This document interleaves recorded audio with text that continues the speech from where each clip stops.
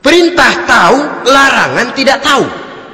Sholat mau, puasa mau, zakat fitrah bayar, nyolong mau, mabuk ayo.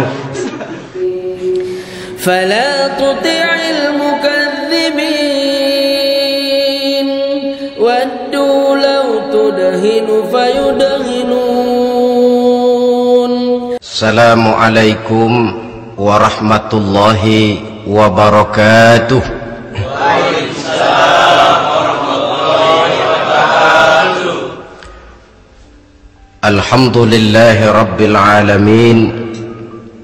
Wassalatu wassalamu ala ashrafil anbiya'i wal mursalin Sayyidina wa maulana Muhammadin wa ala alihi wa ashabihil mujahidin at-tahirin, amma ba'du. Saudara hadirin kaum muslimin rahimakumullah.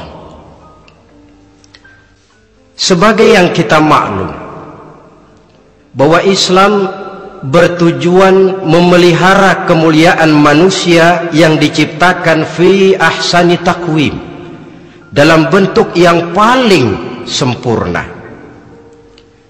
Arak atau minuman keras jelas merupakan hal yang merusak dari berbagai aspek kehidupan, entah kesehatan tubuh, entah pertumbuhan akal, ketentraman rumah tangga, ketentraman masyarakat, bangsa dan negara. Cobalah sejenak kita adakan penyelidikan. Kalau masuk kita ke dalam penjara, melihat sel-sel di sana, berapa banyak yang mendekam di sel karena urusan minuman keras. Masuk kita ke rumah sakit, berapa banyak yang dirawat akibat minuman keras, akibat stres yang dialaminya. Berapa banyak rumah tangga berantakan, berapa banyak pembunuhan terjadi, pemerkosaan terjadi akibat daripada minuman keras ini. Yang paling ironi kalau dia sudah menyerang anak-anak muda kita. Padahal kita tahu remaja pemuda adalah bentuk miniatur daripada kehidupan suatu bangsa. Akan bagaimana warna Indonesia 20, 30, 40 tahun yang akan datang, remaja dan pemuda kita jawabannya. Bahkan dari segi agama pun, akan bagaimana warna Islam di Indonesia 20, 30 tahun yang akan datang, remaja itu pula jawabannya. Karena itu tidak terlalu berlebihan kalau saya berkata bahwa untuk menghancurkan Islam di Indonesia ini tidak perlu menghancurkan pondok pesantren, tidak perlu menutup masjid, melarang pengajian, menyegel musola, tidak perlu. Untuk menghancurkan Islam di Indonesia cukup dengan meracuni remaja, pemuda, pemudi Islam di Indonesia. Kalau mereka sudah diracuni, dijauhkan dari agamanya, masalahnya tinggal menunggu pergantian generasi. Maka yang jadi pilot proyek jelas remaja, pemuda, termasuk dengan menanamkan pengaruh minuman keras. Ditanamkan ke tengah remaja kita ini untuk jauh dari tuntunan agama. Hei pemuda-pemuda Islam, kalau kau mau jadi pemuda modern, jangan dekat-dekat ke masjid. Masjid khusus 60 tahun ke atas. Sepertinya di depan masjid itu ada papan pengumuman masjid khusus 60 tahun ke atas. Baca Quran kolot. Seiring dengan itu lalu modernisasi diartikan dengan westernisasi. Kau tidak akan bisa jadi pemuda modern sebelum semua yang datang dari barat kau telan mentah-mentah. Kau harus bisa bergaul seperti orang barat, berumah tangga macam orang barat, makan minum seperti orang barat. Kalau nyanyi lagu barat yang orang lain gak ngerti, kamu juga gak tahu.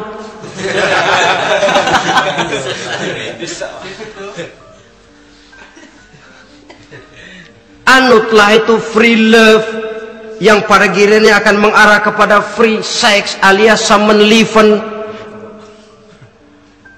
Isaplah itu ganja, morfin, narkotik.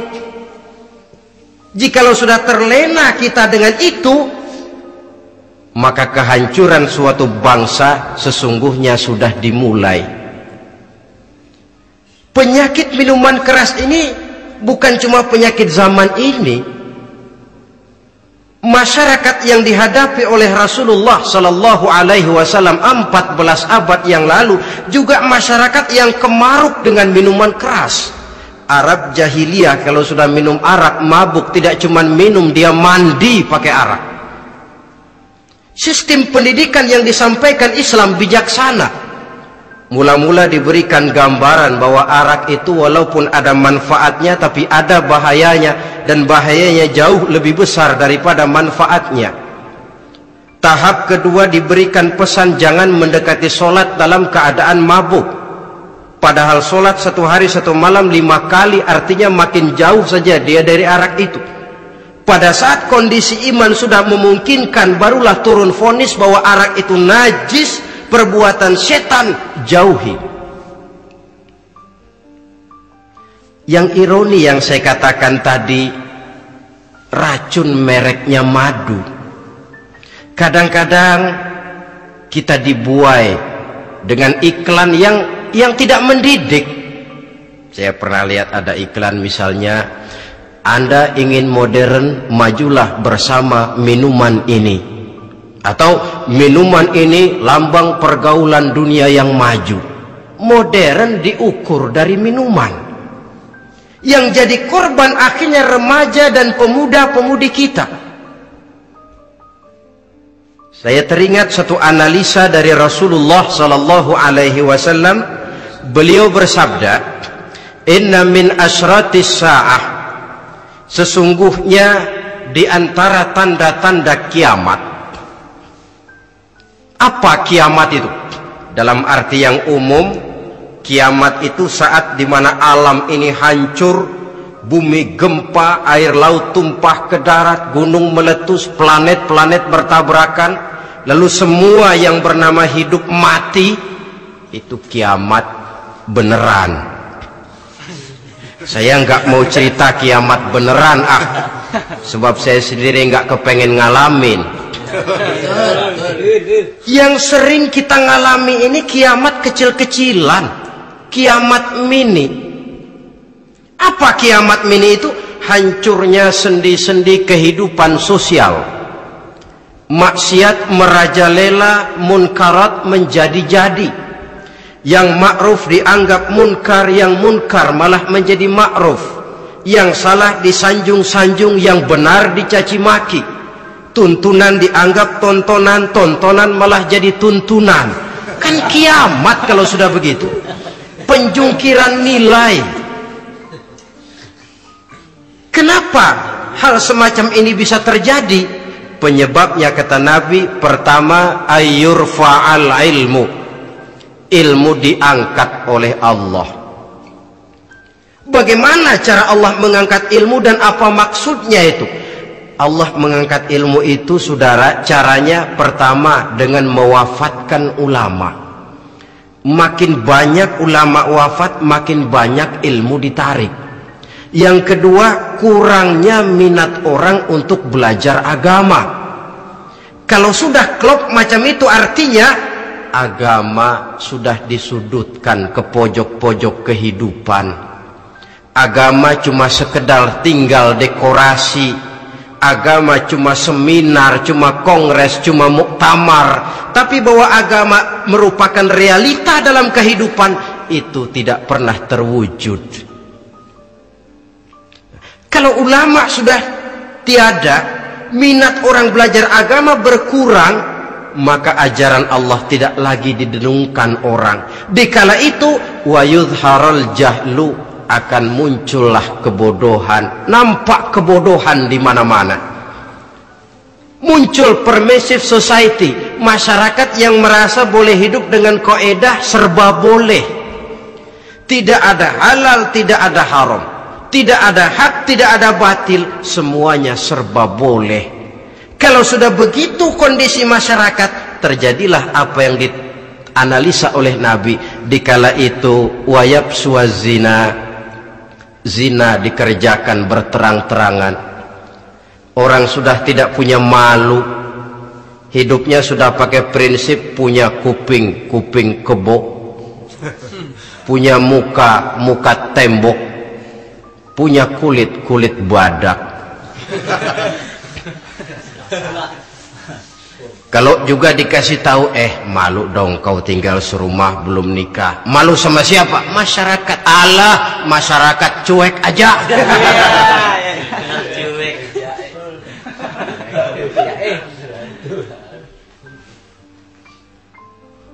Bukankah realita kalau kita ikuti surat-surat kabar, berapa banyak sudah gadis-gadis bergelimpangan jadi korban, berapa banyak bayi-bayi yang lahir ke alam ini tanpa harus tahu kemana dia mesti manggil bapak, yang akhirnya mengalami keterakisan, dimasukkan ke dalam kantong plastik, dibuang ke tempat sampah. Kalau itu sudah terwujud, muncul efek negatif yang kedua, wa yushrabal khamr, arak, minuman keras jadi kebanggaan. Anak muda belum nyohor kalau belum bisa mabuk.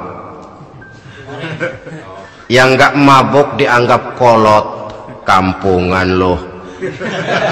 Bikin malu baru kena segelas aja udah miring, cengeng.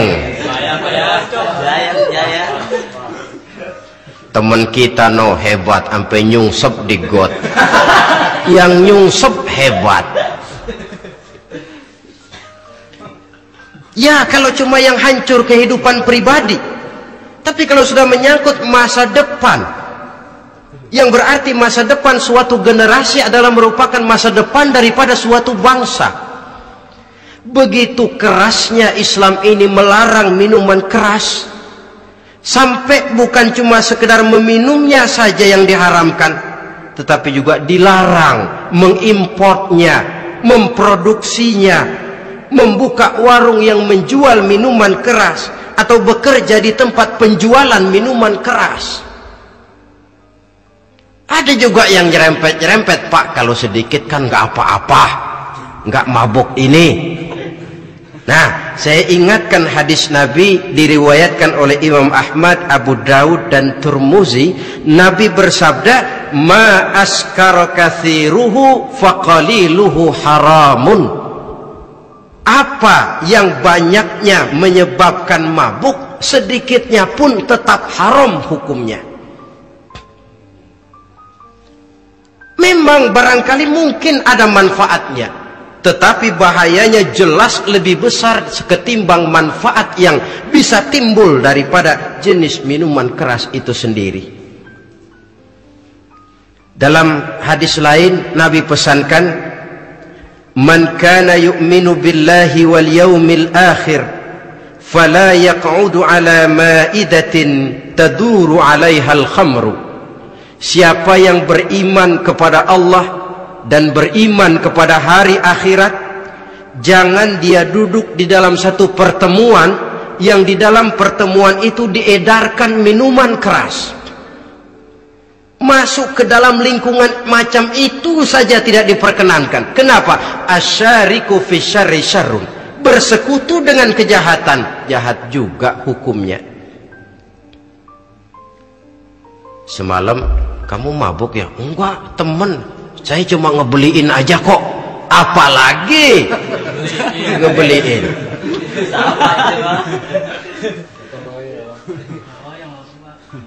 Sebab apa? Dalam keadaan mabuk, orang tidak lagi bisa berpikir secara logik.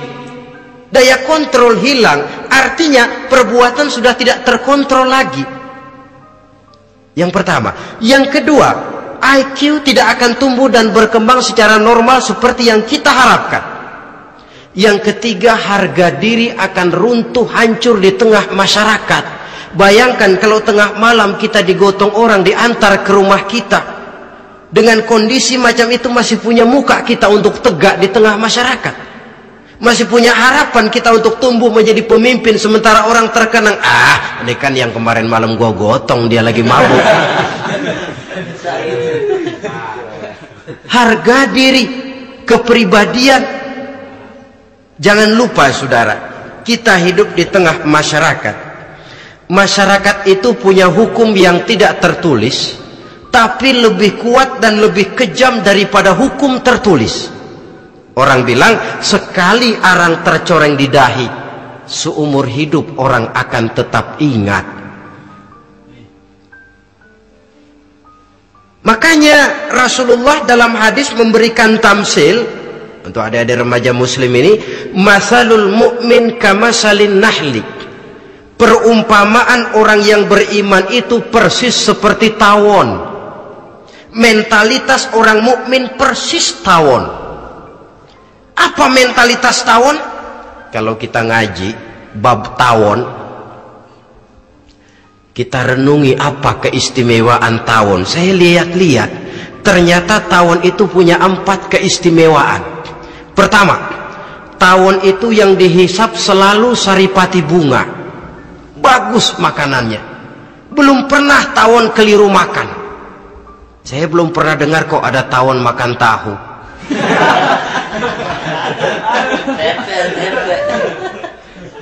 Yang dimakan selalu saripati bunga. Artinya apa? Orang mukmin perutnya itu perut selektif. Yang dimakan yang baik-baik, yang diminum yang baik-baik. Yang baik menurut agama itu adalah yang halal, thayyibat. Perutnya selektif, bukan perut asbak. Kalau asbak puntung apa saja masuk ke dalamnya. Tapi mukmin perutnya ini selektif. Daging kambing masuk, tahu masuk, kangkung masuk, kodok minggir, air kelapa minum, kopi minum. Tapi kalau sudah berbau minuman keras minggir. Sebab apa? Makanan dan minuman yang kita masukkan ke dalam perut besar ini akan digiling dalam perut besar,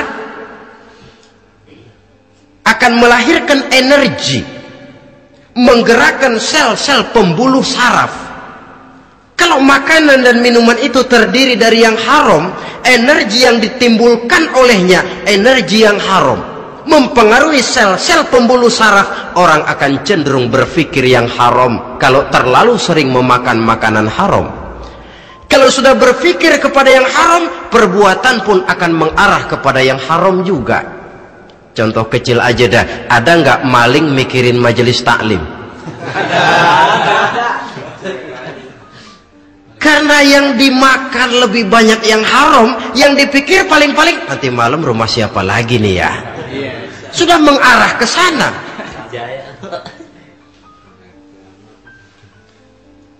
Saripati bunga yang dimakan tawon itu. Lalu tawon yang kedua saya lihat yang dikeluarkan selalu madu. Artinya apa? Orang mukmin itu kalau dia berkata, perkataannya mengenakan orang. Kalau dia berbuat, perbuatannya membawa manfaat bagi orang. Kalau kakinya melangkah tentu ke tempat yang ada gunanya. Yang dikeluarkan madu, bukan racun. Indah tawon itu.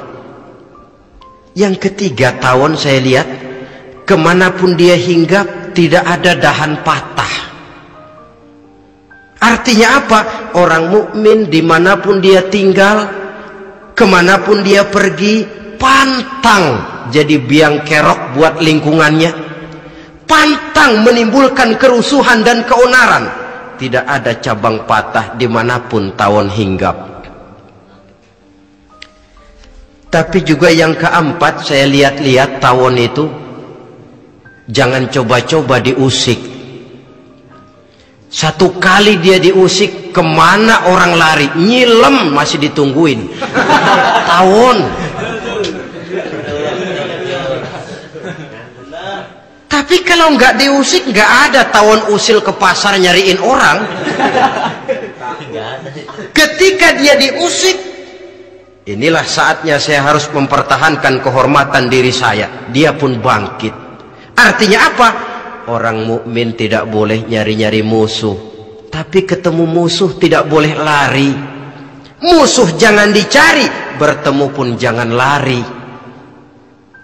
Mentalitas orang mukmin seperti tawon. Yang dimakan baik, yang dikeluarkan baik. Kemana dia tinggal tidak menimbulkan keonaran buat masyarakat, tapi juga sanggup menjaga dan mempertahankan kehormatan dirinya. Kalau konteksnya dengan masalah yang sedang kita bicarakan, minuman keras, saya katakan tadi, kita kadang-kadang salah pilih, tertipu oleh racun yang bermerek madu. Ada minuman empuk, nyari yang keras, salah pilih. Ketahuan orang bikin pel buat anjing, manusia yang nelen, akhirnya miring kayak anjing. Saudara, mari kita renungi An-Nisa ayat 140. Allah Subhanahu wa ta'ala mengingatkan, qad nazzala alaikum fil kitabi an idza sami'tum ayati llahi yukfaru biha wa yustahza'u biha fala taq'udu ma'ahum hatta yakhudu fi haditsin ghairi innakum idzam misluhum. Sungguh, kata Allah, telah diturunkan kitab Al-Quran ini kepada kamu, yang apabila kamu dengar ayat-ayat Allah itu diingkari orang, diejek-ejek orang, fala taq'udu ma'ahum, jangan kamu duduk bersama orang-orang semacam itu. Bagaimana mengejek ayat-ayat Allah? Misalnya, tahu kalau minuman keras itu diharamkan, tapi masih minum juga, itu kan mengejek ayat namanya. Duduk di majelis semacam itu dilarang oleh Quran. Kenapa? Innakum izam misluhum. Kalau kamu juga duduk di majelis semacam itu, kau dan mereka sama saja, kata Quran. Sama saja. Tahu kalau minuman yang memabukkan itu diharamkan agama, tapi diminumnya juga mengejek ayat Allah. Duduk di tengah kelompok mereka berarti ikut mengejek ayat Allah. Dekat saja pun jangan, entahlah lagi sampai meminumnya. Maaf, bukankah Allah menurunkan Al-Quran kepada manusia, kata Imam Al-Ghazali, persis, maaflah, seperti gubernur berkirim surat kepada Pak Lurah. Dalam suratnya Pak Gubernur bilang, Pak Lurah, tolong carikan tanah di daerah Kebayoran untuk sekolah 6.000 meter. Pak Lurah dapat surat dari Pak Gubernur, bangga bukan main. Itu surat sore, pagi, siang, malam dibaca, ditaruh di tempat yang tinggi, diberikan minyak wangi, mau diambil dicium dulu, dibawa dengan penuh hormat dan hati-hati. Tapi tanah yang dipesan Pak Gubernur tidak dicari-cariin. Penghargaan macam apa ini? Nanti gubernur cek, Pak Lurah, siapa? Sudah terima surat saya? Sudah Pak, sudah. Bagus. Lalu bagaimana? Aduh Pak, surat Bapak sore, pagi, siang, malam saya baca. Bagus. Apalagi Lurah? Surat Bapak saya taruh di tempat yang tinggi Pak. Saya pakaiin minyak wangi, mau saya ambil, saya cium dulu, saya bawa dengan penuh hormat dan hati-hati. Bagus Lurah, kau memang hormat sama atasan. Cuman Lurah, tanahnya udah dicariin belum? Nah, yang itu belum tuh Pak. Belum. Kata gubernur, bagus Lurah, besok berhenti lo ya.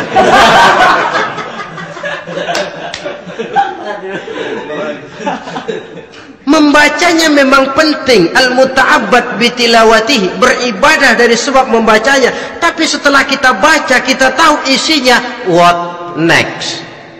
Mau apa kita dengan isinya itu? Jangan yang kita baca kita injak-injak. Itulah ironinya, bagaimana Quran itu mau membawa keberkahan dalam hidup ini, kalau yang kita baca sering kita injak-injak. Dalam kehidupan kita baca ayat, wa ahallallahul bai'a wa harramar riba. Allah halalkan jual beli, Allah haramkan riba, tapi renten ditelan terus.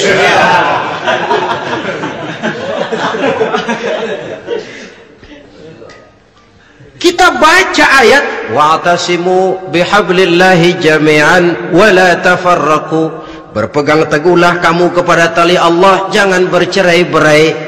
Tapi sesama muslim pelotot-pelototan jalan terus. Janganlah yang sesama muslim kadang-kadang yang mengklaim dirinya sebagai pemimpin Islam kelihatannya juga sikut-sikutan jalan terus.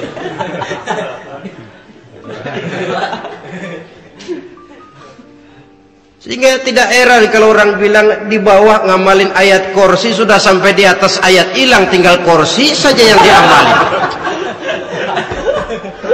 Ironi dan menyedihkan. Perjalanan panjang memang saatnya kita menunggal dengan Al-Quran ini, tetapi prosesnya memang harus kita mulai dari sekarang. Perkara kapan proses ini selesai itu bukan masalah kita, tapi bahwa kita sudah memulai suatu proses, itulah yang diharapkan. Hadirin yang saya hormati,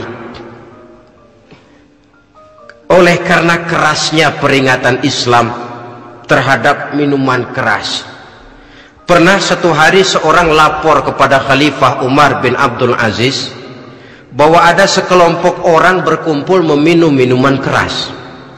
Kata Khalifah Umar bin Abdul Aziz, dera mereka, hukum, cepat. Ya Khalifah, kenapa? Di tengah mereka ada juga orang yang Ramadan biasa puasa. Begitu? Iya, yang biasa puasa duluan hukum. Kenapa? Mengerti memang lebih besar resikonya daripada tidak mengerti. Kalau yang tidak mengerti dilatar belakangi oleh kebodohan, barangkali masih bisa ditolerir, masih bisa dimaklumi. Ini toh sudah tahu mau puasa, kenapa berkumpul di majelis yang ada minuman keras? Tapi memang kelompok ini kan memang selalu ada. Kita lihat dalam masyarakat itu kan ada 4 kelas itu. Pertama, ada orang yang tahu perintah dan tahu larangan. Ini the first class, kelompok terbaik. Perintah tahu dia kerjakan, larangan tahu dia jauhi. Ini orang terbaik. Yang kedua, ada orang tahu perintah tapi tidak tahu larangan. Perintah tahu, larangan tidak tahu. Sholat mau, puasa mau, zakat fitrah bayar, nyolong mau, mabuk ayo. Perintah tahu tapi larangan tidak tahu, akhirnya semua dikerjain. Barangkali yang rada bingung malaikat bagaimana nyatatnya ini, kotor absen. Gelas yang ada di hadapan saya ini, kalau semua diisi air putih macam ini, kan jelas bisa diminum orang. Kalau semua diisi bensin, jelas bisa diminum motor. Tapi kalau separuh diisi air putih, separuh diisi bensin, kacau. Kalau gelas yang ada di hadapan saya ini sepenuhnya diisi air putih, jelas bisa diminum orang. Kalau sepenuhnya diisi bensin, juga jelas bisa diminum motor. Yang repot kalau separuh diisi air putih, separuh diisi bensin, kacau statusnya. Orang minum mabuk, motor minum pun mogok. Dijual juga tidak laku barang campuran. Inilah makna pernyataan Allah, wala talbisul haqqa bil batil. Jangan kamu campur adukan antara yang hak dan yang batil. Perintah dikerjakan, larangan pun dikerjakan juga. Kelompok ketiga, ada pula manusia yang tahu larangan tapi tidak tahu perintah. Larangan tahu tapi perintah tidak tahu. Jahat sama tetangga tidak, mencuri tidak, mabuk tidak, zina tidak, sholat tidak, puasa tidak, polos, semua serba tidak. Dan yang terakhir, kelompok keempat, perintah tidak tahu, larangan pun tidak tahu. Ini masuk kelompok makhluk gratis. Misalnya kambing, ayam, kerbau, itu kan makhluk-makhluk yang memang perintah tidak tahu, walaupun larangan juga tidak tahu. Nah, dalam hubungannya dengan ini, saya mengajak, marilah kita berusaha sekuat mungkin menjauhkan diri dari minuman keras yang jelas bahayanya dengan hidup tidak jauh dari bimbingan agama. Hadirin kaum muslimin rahimakumullah. Kawan seiring dan sejalan dari minuman keras, judi namanya. Saudara kembar barangkali. Yang satu sering menimbulkan yang lain, tetapi bukan tak jarang keduanya berjalan berdampingan. Posisi judi dan arak ini dalam Quran sama bahayanya. Apa sebab? Mentalitas judi adalah mentalitas sirkeless, lingkaran setan. Artinya yang menang biasanya ketagihan, yang kalah biasanya penasaran. Ini yang menyebabkan orang tidak mau berhenti. Kalau dia menang, dia ingin mencoba untuk menang dalam jumlah yang jauh lebih besar lagi. Kalau dia kalah, dia penasaran, kenapa hari ini kalah? Barangkali sial, besok malam saya tebus. Mental semacam ini memang sulit untuk berhenti. Kenapa judi diharamkan dalam Islam? Pertama, seorang muslim di dalam berusaha mencari harta, dia harus mengikuti sunnatullah. Kata kita orang muslim, hukum alam kata orang sekarang, natural of law bahasa kerennya. Berusaha menurut hukum kausal, memasuki rumah dari pintunya, menunggu suatu akibat dari sebab yang kita lakukan, bahwa kalau begini mesti begitu. Karena kita memang terikat oleh permainan yang disebut hukum alam ini. Hidup bukan undian, jangan mengharap untung besar tanpa mau peras keringat. Satu pagi Khalifah Umar bin Khattab radhiyallahu an masuk ke masjid. Beliau lihat ada orang sedang berdoa khusyuk betul. Ditunggunya 2 menit, 3 menit, sampai 10 menit lebih belum juga selesai. Agak lama orang itu berdoa. Selesai berdoa, dihampiri orang itu oleh Sayyidina Umar. Beliau tanya, saudara, lagi apa tadi itu? Berdoa ya Khalifah. Minta kepada Allah? Tentu minta kepada Allah. Minta apa kamu? Minta rezeki. Sudah lama? Dari tadi habis sembahyang subuh. Dapat? Belum. Ya memang kata Sayyidina Umar, inna sama la tumtiru zahaban wala fiddatan. Langit itu tidak mungkin akan menghujankan emas, tidak mungkin pula menghujankan perak. Jadi orang dilarang duduk bermalas-malas menunggu keajaiban yang datang dari langit. Karena memang hidup ini bukan undian, jadi jangan mengharap untung besar tanpa mau peras keringat. Di dalam berusaha kita terikat oleh sunnatullah. Kalau begini sebab penyebabnya, akan begini akibat yang ditimbulkannya. Yang kedua, Islam menjadikan harta manusia itu sebagai benda berharga yang dilindungi. Mengambilnya dengan judi termasuk memakan harta orang lain dengan cara yang batil. Yang ketiga, judi itu sendiri dapat menimbulkan permusuhan dan pertentangan antara para pemain itu sendiri. Meskipun kelihatannya kompak duduk dalam satu meja yang saling berhadap-hadapan, yang kalah kelihatannya pasrah, tetapi kan itu cuma kulit permukaan. Batinnya bagaimanapun juga yang kalah itu tetap mendendam.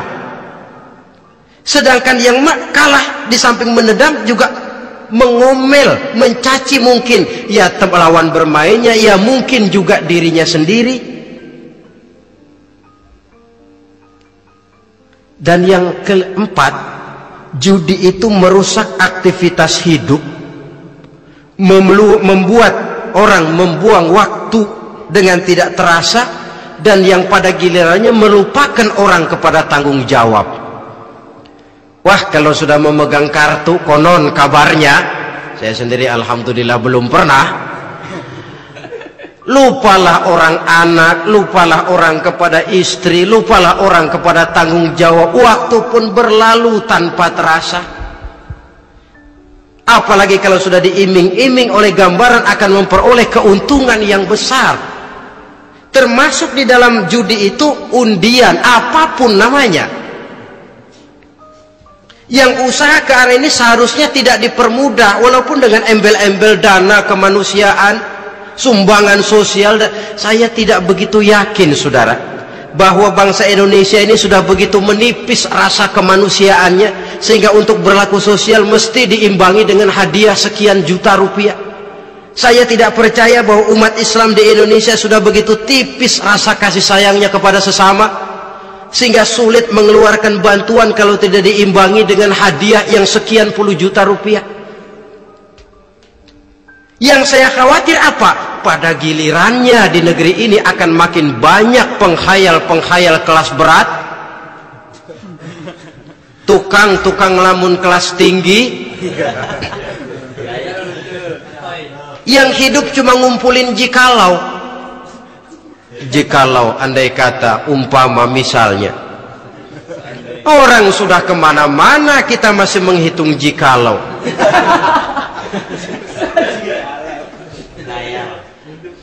Orang boleh saja mengharap burung terbang tinggi, tapi punai di tangan jangan dulu dilepas. Artinya idealisme silahkan terbang setinggi langit, tapi kaki harus tetap berpijak di alam realita. Bahwa memang lebih baik makan singkong dalam kenyataan daripada makan roti tapi ngimpi.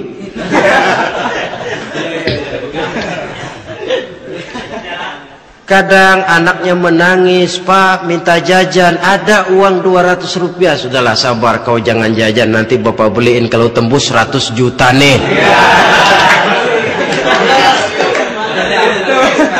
Akhirnya yang 100 juta tidak, anak pun kelaparan. Bukankah akan jadi masalah bagi semuanya? Belum lagi rasa sayang kepada harta yang sudah dia miliki, entah itu tanah, rumah, kendaraan. Kalau sudah kadangkala di meja judi, hilang rasa sayang kepada benda itu. Ada rumah-rumahnya dilelang, ada kendaraan-kendaraan jadi taruhan, ada jam tangan pun copot tanpa terasa. Maka berapa banyak rumah tangga berantakan, istri minta cerai, orang jadi nekat merampok, orang jadi nekat mencuri, korupsi kalau dia pejabat. Akibat apa ini? Pengaruh yang namanya judi. Saudara kaum muslimin, ma'asyiral muslimin rahimakumullah. Itu sebabnya di dalam surah Al-Maidah ayat 90 Allah menekankan, innamal khamru wal maisir wal ansab wal azlam rijsun min amali syaitan fajtanibuhu la'allakum tuflihun. Sesungguhnya arak, judi, berhala, mengundi nasib itu rijsun. Ya Allah, jarang benar Quran menggunakan kalimat rijsun. Rijsun ini sudah merupakan puncak kekotoran. Bapak moyangnya najis, itu rijsun. Rijsun, kotor. Sudah kotor ditambah pula min amali syaitan, pekerjaan setan. Fajtanibuhu, jauhi. Jangan sampai main, dekat saja tidak boleh, jauhi. La'allakum tuflihun, jikalau kamu mau menjadi orang-orang yang beruntung. Sejarah tidak pernah mencatat ada orang jadi miliuner karena judi. Sejak David Rockefeller sampai Aristotle Onassis, orang-orang kaya top di dunia, mereka kaya bukan karena judi, Tapi karena kemauan peras keringat, banting tulang, mau memulai sesuatu dari kenyataan yang real di depan mata. Sebab apa? Hidup ini memang perjuangan. Janganlah kita ingin hidup dengan satu prestasi, ingin tetap hidup seperti apa adanya sekarang ini saja, toh kita harus berjuang. Apalagi ingin hidup lebih baik, lebih terhormat, lebih mudah. Hidup perjuangan. Perjuangan berarti pengorbanan. Berani hidup artinya berani berjuang. Berani berjuang maksudnya rela berkorban. Takut berkorban, jangan berjuang. Tidak mau berjuang, berhenti hidup. Itu logika. Dan bagaimanapun saya yakin lebih baik berkorban daripada menjadi korban. Kalau sekarang kita berkorban, peras keringat, banting tulang, berusaha secara sunnatullah untuk menghidupi anak, istri, keluarga, pada satu saat kita tidak akan menjadi korban kebrutalan anak-anak kita sendiri kalau mereka dibesarkan dan tumbuh berkembang oleh hasil yang diperoleh dari meja judi. Ayat 91 Al-Maidah ini lebih memperkuat lagi. Kalau itu arak, judi, berhala, mengundi nasib adalah perbuatan setan, sebenarnya setan mau apa sih? Ayat 91 menegaskan, innama yuridu syaitanu ayyuqi'a bainakumul adawata wal baghdha'a fil khamri wal maisir. Yang dimaui setan itu tidak lain supaya dengan arak dan dengan judi timbul rasa permusuhan, sikap memusuhi, saling marah di antara kamu. Coba, biasanya dalam meja judi sudah loyo, waktu juga sudah berlarut-larut. Yang menang mau berhenti, apa yang kata yang kalah? Berhenti dah, gue wacok loh. Enak bener, gue lagi kalah, lo berhenti. Coba, kira-kira kapan akan selesai permainan?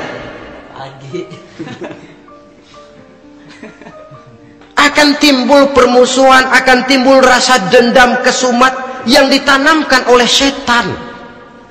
Karena memang baik arak, baik judi, baik berhala, baik mengundi nasib, itu semua permainan-permainan setan yang diberikan kepada kita untuk kita ikut andil bermain di dalamnya. Tatkala kita ikut terkena jerat setan, tertawalah mereka. Kenapa? Oh, makin banyak teman saya di neraka. Maaf, setan itu kan sudah tahu vonisnya.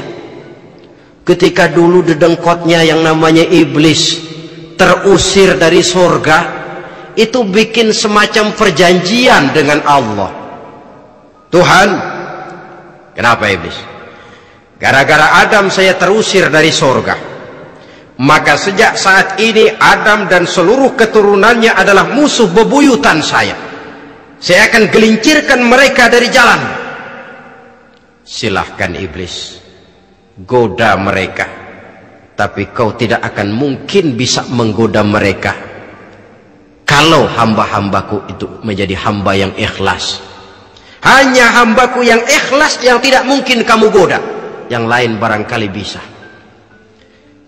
Sejak saat itulah iblis memproklamirkan permusuhan, dan dia sudah tahu betul vonisnya neraka. Tugas dia sekarang bagaimana mengumpulkan teman sebanyak-banyaknya ke dalam neraka. Hamba Allah saja yang tidak tergelincir kepada minuman keras dan judi.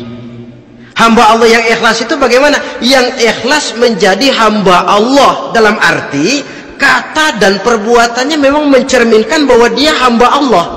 Maaf, di zaman sekarang ini kan banyak orang cuma berkata saya hamba Allah mulutnya, tapi perbuatannya membuktikan dia hamba setan, hamba dunia, hamba harta, budak jabatan, budak nafsu, tidak sesuai antara ucapan dan perbuatan. Sebab itu kata-kata hamba Allah kalau keluar dari mulut manusia itu murah, soalnya ngaku siapapun bisa, tapi diakui atau tidak, ini yang kita belum tahu. Ada juga orang berdalih, saya kan masang kalau dapat nanti mau nyumbang masjid. Barangkali aja kalau nyumbang masjid disoriin dikit sama Tuhan.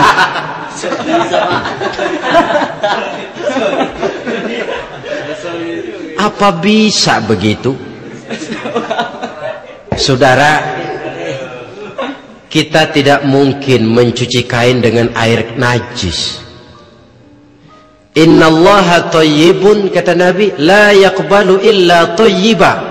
Allah itu baik dan hanya menerima yang baik. Bahwa dalam Islam tujuan yang baik harus dicapai dengan prosedur yang baik.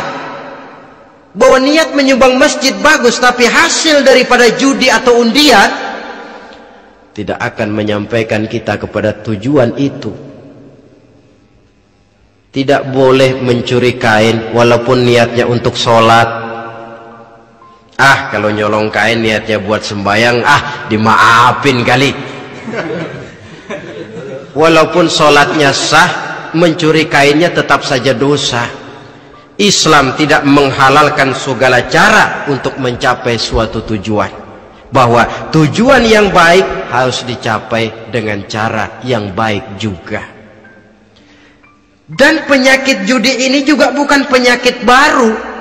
Sejak dulu masa jahiliyah judi mereka, saya kira kalau Las Vegas, kota judi Amerika saja barangkali masih kalah dengan cara judi jahiliyah dulu.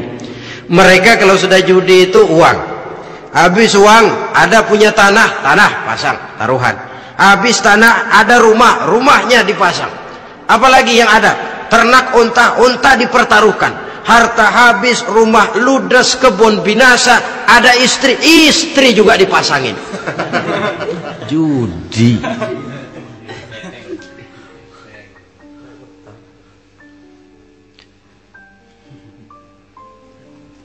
Kita sebagai muslim oleh Al-Quran dijelaskan orang yang mempunyai dua tujuan hidup. Pertama tujuan jangka pendek, yang kedua tujuan jangka panjang. Tujuan jangka pendek dunia dan seluruh isinya. Tujuan jangka panjang adalah akhirat dan ridho Allah. Ini yang terpantul dalam doa setiap kita, Rabbana atina fid dunya hasanah wa fil akhirati hasanah. Tercapai tujuan jangka pendek fid dunya hasanah dan tujuan jangka panjang wa fil akhirati hasanah. Untuk mencapai tujuan jangka pendek, merangkul dunia dan seluruh isinya, apa yang jadi modal utama? Pertama, pendidikan. Makin tinggi jenjang karier pendidikan yang kita tempuh, rasa-rasanya makin mudah menjangkau dunia dan isinya. Yang kedua, pengalaman, tenaga expert masih tetap diperlukan. Makin banyak pengalaman, makin mudah menjangkau dunia. Yang ketiga, dan ini ada tapi tidak bisa dijadikan pegangan, faktor nasib, faktor kebetulan ada tapi tidak bisa dijadikan pegangan mutlak. Pendidikan, pengalaman, ingin menjangkau fid dunya hasanah, ini modal utama. Lalu untuk mencapai fil akhirati hasanah, prestasi ibadah. Bagaimanapun tinggi pangkat dan jabatan kita, bagaimanapun banyak gelar kita sandang, tanpa prestasi ibadah, nol besar kita dalam pandangan Allah. Itu sebabnya kita sholat. Jadi tidak beralasan kalau orang ditanya, kenapa sih kamu nggak sholat? Tetangga saya sholat melarat terus. Memang sholat itu bukan untuk mencari uang kok. Kalau ada orang yang rajin sholat, rezekinya kelihatan lancar, itu cuma sekedar persekot.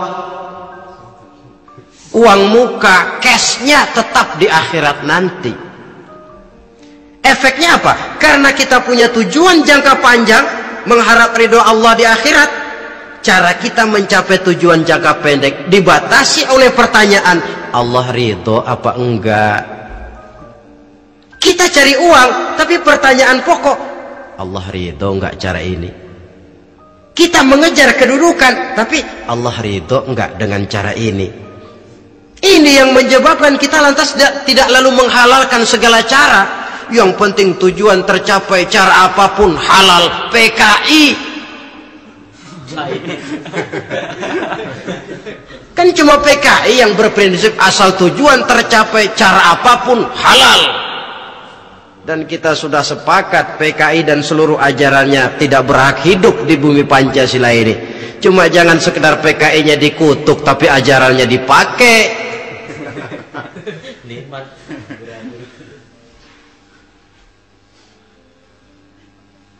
Nah, untuk mencapai dua tujuan ini,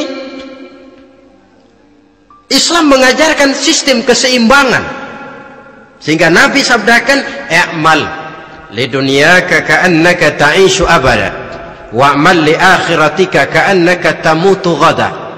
Bekerjalah buat duniamu seolah-olah kau akan hidup untuk selamanya, tetapi bekerjalah untuk akhiratmu seolah-olah kau akan mati besok. Jadi kalau kita sudah sholat menghadap Allah, usolli fardul maghrib, Allahu Akbar, ingat seolah-olah kita akan mati besok supaya timbul khusyuknya. Tapi kalau kita sudah bekerja, kuliah, bekerja, belajar di tempat tugas, ingat seolah-olah kita akan hidup selamanya supaya timbul gairah kerja. Jangan dibalik. Di kantor ingat mati, lemas terus. Ngapain kerja sungguh-sungguh bakalan mati. Lagi sholat ingat Duta Merlin, Altiron Plaza, ya kacau. Salah pasang, tidak pada tempatnya. Untuk mencapai fid dunya hasanah ini, Islam mengajarkan tempuh jalur yang mengikuti sunnatullah. Itu yang dihargai oleh agama. Terikat oleh hukum kausal bahwa kalau ini yang saya usahakan hasilnya akan begini. Perkara nanti hasil tidak seperti yang kita harapkan, baik sangkalah kita kepada Allah. Sebab kita tidak tahu rahasia apa di belakang itu. Kadang orang mengeluh, habis saya rajin sholat tapi rezeki seret, berhenti aja dah. Kita tidak tahu rahasia di belakang itu. Pernah hadirin, satu hari seorang petani, dia selesai bekerja di ladang, istirahat. Dia tidur di bawah sebuah pohon beringin. Di sebelah pohon beringin itu ada pohon labu. Dia berpikir, kalau saya lihat-lihat Tuhan nggak adil katanya. Masa pohon beringin pohonnya besar, buahnya kecil. Pohon labu pohonnya kecil, buahnya gede. Tuhan bukan arsitek ulung ini.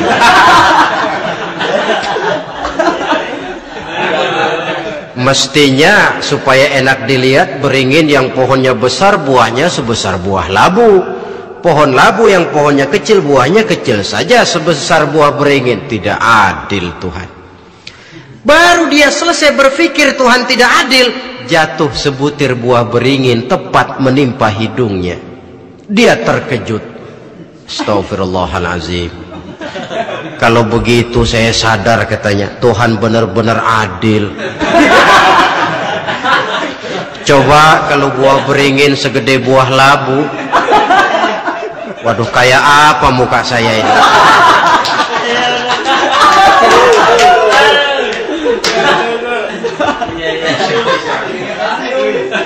Baru terbuka pandangan matanya setelah berhadapan dengan kenyataan. Baru keluar respect. Allah benar-benar adil. Padahal semenit yang lalu dia masih berkata, Tuhan bukan arsitek ulung. Tapi semenit kemudian setelah berhadapan dengan kenyataan yang real dia hadapi, wah Allah benar-benar adil.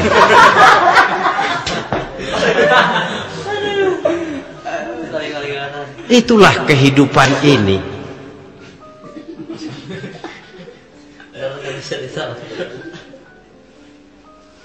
Saudara hadirin yang saya hormati, karena itu baik arak, baik judi, dua-duanya merupakan bahaya laten yang tidak hanya mengancam kehidupan agama, tetapi juga masyarakat, bangsa dan negara, apalagi kalau sudah jatuh kepada generasi penerus. Dan yang bagaimanapun juga saya berpikir sebenarnya remaja, pemuda, pemudi kita cuma korban dari suatu sistem. Sebab ini merupakan tanggung jawab bersama.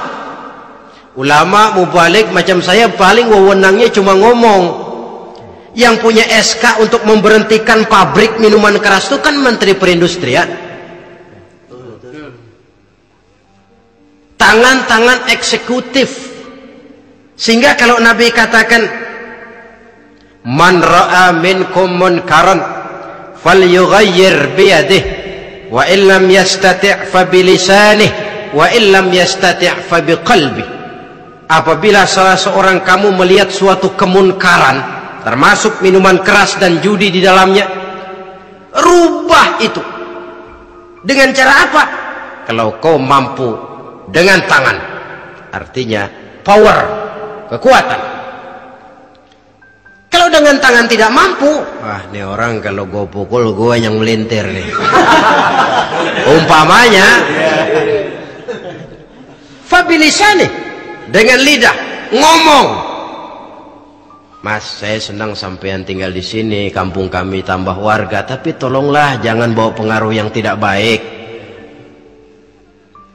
Kalau ternyata bicara pun tidak berani, fabiqalbi, cukup dalam hati, sekurang-kurangnya tidak ikut membenci kemungkaran dalam hati. Itulah kadar iman yang paling lemah. Ini secara umum. Tapi kalau hadis ini kita mau adakan semacam, katakan description of job, bahasa kerennya, kita adakan pembagian tugas. Siapa yang harus merombak kemungkaran dengan power? Penguasa, pemerintah, sebab dia punya aparat. Siapa yang merombak kemungkaran dengan lidah? Ulama, kiai, mubalik, ngomong. Siapa yang hanya merubah kemungkaran dalam hati? Kita umumnya rakyat lemah ini, yang mau ngomong nggak berani tapi hati pegel. Nah, kalau sudah ada pembagian tugas semacam itu, insya Allah masing-masing akan berjalan pada relnya, dan pada akhirnya selamatlah kita, bangsa Indonesia, umat Islam pada khususnya, dari bahaya, baik bahaya minuman keras maupun bahaya judi. Menyelamatkan bangsa, dan yang lebih lagi menyelamatkan masa depan kita. Sekianlah saudara pertemuan kita pada saat ini, mudah-mudahan ada manfaatnya. Terima kasih atas segala perhatian, mohon maaf atas segala kekurangan. Usikum wa nafsi bitaqwallah. Wassalamualaikum warahmatullahi wabarakatuh.